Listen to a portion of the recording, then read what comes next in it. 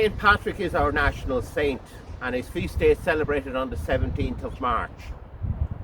The first church founded in Trim was founded 22 years before the church in Armagh.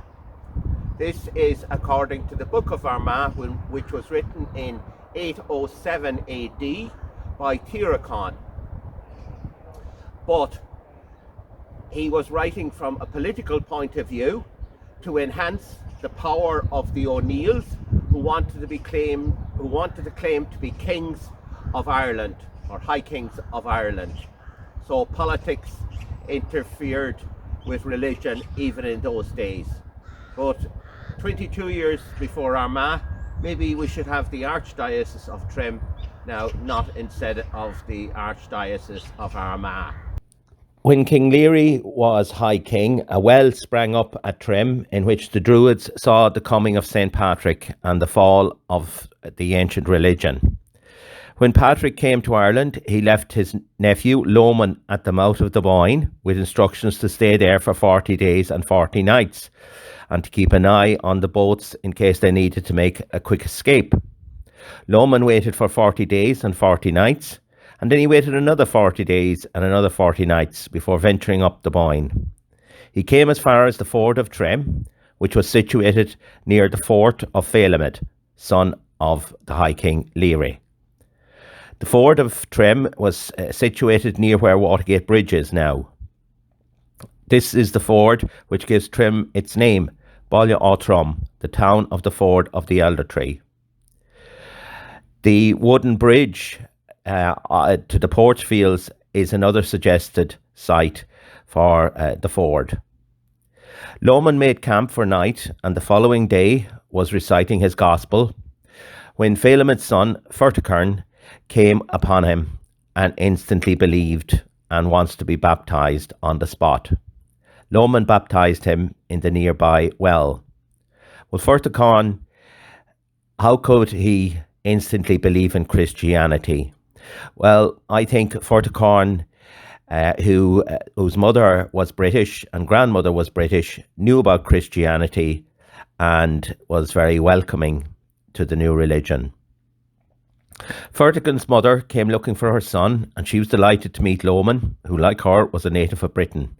She brought Lomond back to her husband, and the whole family were converted to Christianity.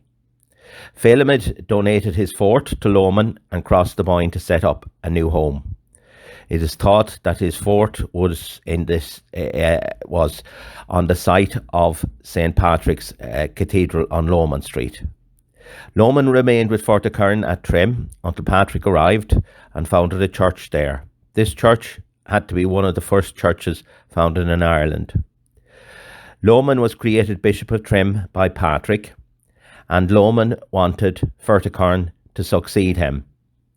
And in order to please Lomond, Ferticern promised that he would become abbot of Trim after Lomond died. But he only stayed 3 days in the position before he handed it over to a man called Cahill. According to the Book of Armagh, a well opened in Trim so that St. Patrick could baptise the local people. It is said that the well was originally in the middle of a large field on the Kildalkey Road, but that soldiers' wives washed their clothes in the water and the well disappeared, only to spring forth near the river. The well had cure of headaches, and pilgrims left behind a piece of cloth on the thorn bush over the well. Thorn bush is now gone, and the well has dried up. Sister Assumpta revived the pilgrimage to the well in 1995, and since that year, an annual ecumenical pilgrimage took place at 12 noon on St. Patrick's Day. The historian Margaret Conway identified St. Patrick's Well as the well on Lomond Street. In Trim, we have the beautiful St. Patrick's Church with its story window of St. Patrick on Tara, and I love how the Druids are plotting away without looking at this interloper. On Lomond Street stands St. Patrick's Cathedral and St. Patrick's School. About a mile and a half from Trim are the ruins of the ancient church of Kilcooley, standing on an elevated site close to the road leading to Navan. There is a legend that says when St. Patrick came to Trim, he was insulted by a man carrying the leavings of a butcher who threw offal at him. The saint, firstly indignant, is said to have laid a curse on the man and his descendants, and forever declaring that he would leave the town and never turn his face towards it again.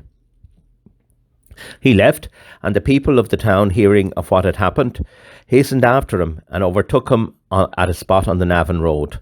They besought his pardon and begged him to return. The saint said he vowed never to turn his face towards Trim again, but the people persisted, and he permitted himself to be carried back. An alternative version has him blessing Trim with the back of his hand. A church was erected on the site and called the Church of the Back, or Kilcooley.